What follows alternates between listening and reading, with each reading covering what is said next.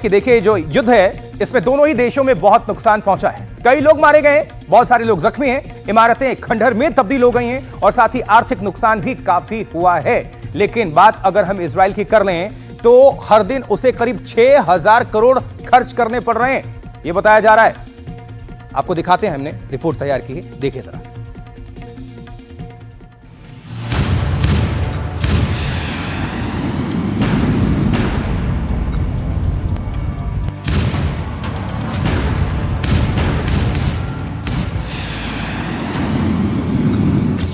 जंग जारी है, इसके साथ ही आर्थिक संकट भी भारी है।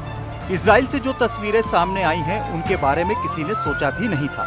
ईरान के पलटवार के बाद तेल अवीव, बेरशिबा और हाइफा जैसे शहरों में तबाही की निशानियां चारों ओर हैं।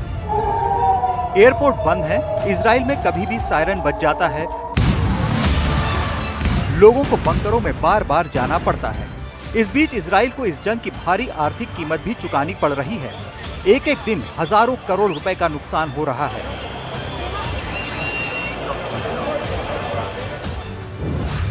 एक्सपर्ट्स के मुताबिक इजराइल का रोजाना युद्ध लड़ने में करीब 725 मिलियन डॉलर का खर्चा हो रहा है, यानी करीब 6000 करोड़ रुपए हर दिन।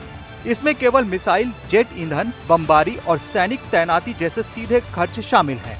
इंटरसेप्टर मिसाइलों की लागत और बुनियादी ढांचे की मरम्मत में अरबों डॉलर खर्च हो रहे हैं। पब्लिक इंफ्रास्ट्रक्चर को हुए नुकसान और प्रोडक्टिविटी में गिरावट को भी जोड़ा जाए तो खर्च इससे कहीं ज्यादा हो सकता है। इजरायली शहरों पर मिसाइल हमलों से बड़ा नुकसान हुआ है। मौके से जो तस्वीरें आ रही हैं, उनमें देखा जा सकता है कि इजरायली शहरों में इमारतें किस तरह तबाह कर दी गई हैं। इनकी मरम्मत में भी करोड़ों डॉलर का खर्च आएगा। शुरुआती आकलन के मुताबिक अब तक इमारतों की मरम्मत और पुनर्निर्माण में कम से कम 400 मिलियन डॉलर का खर्च आ सकता है। ईरान ने इजराइल पर ड्रोन और घातक मिसाइलों से हमले किए हैं। उन्हें रोकने के लिए इजराइल आयरन डोम समेत दूसरे डिफेंस सिस्टम का इस्तेमाल कर रहा है। इस जंग में इजराइल की जीडीपी पर भी असर पड़ा है। इजरायली वित्त मंत्रालय ने 2025 में जीडीपी ग्रोथ रेट का अनुमान 4.3% से घटाकर 3.6% कर दिया है। वहीं 2025 में पहले से तय बजट घाटे की सीमा 4.9% से बढ़ सकती है। अगर युद्ध लंबा खिंचता है तो इजराइल को भारी आर्थिक झटका लग सकता है। सरकार का मासिक खर्च 12 बिलियन डॉलर तक जा पहुंचा है, जिससे बजट घाटा और टैक्स बढ़ने की संभावना है। जीडीपी ग्रोथ और जो पहले 2 से 3% थी, अब 1% नीचे आ सकती है। फिच और मूडी जैसी एजेंसियां इजराइल की क्रेडिट रेटिंग घटा रही हैं, जिससे इंटरनेशनल लोन महंगा हो जाएगा। ईरान से युद्ध शुरू होने के बाद ये घाटा और बढ़ सकता है। ईरान से पहले इजराइल का रक्षा बजट पहले ही हमास और हिजबुल्लाह से जंग में भी काफी खर्च हो चुका है, लेकिन तगड़ा झटका ईरान ने दिया है। इजराइल को अमेरिका का सहारा। एक अनुमान के मुताबिक इस युद्ध में अब तक ईरान 400 से अधिक मिसाइलें दाग चुका है।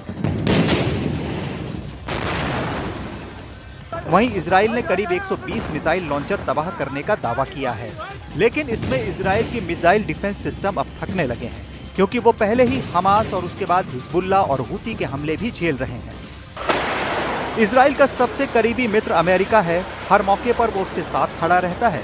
हथियार हो या पैसा, हर तरह से मदद करता है। एक बार फिर इजराइल को अमेरिका के सहारे की जरूरत है।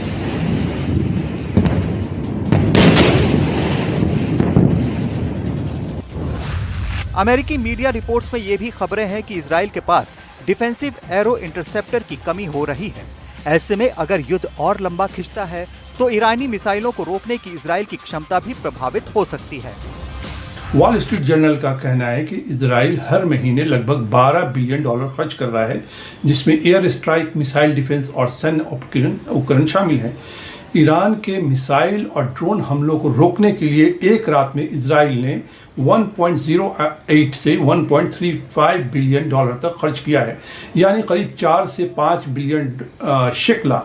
आयरन डोम और एरो 3 जैसे इंटरसेप्टर मिसाइलों की कीमत भी काफ़ी ज़्यादा है, जिसमें एक मिसाइल करीब $1 लाख से लेकर 3.5 मिलियन डॉलर तक है। इजराइल का लगातार कहना है कि वो ईरान के परमाणु ठिकानों को मटियामेट किए बिना रुकेगा नहीं। ये बात अलग है कि इस जंग का उसे भी हर मोर्चे पर भारी नुकसान उठाना पड़ रहा है। Bureau report, NDTV India.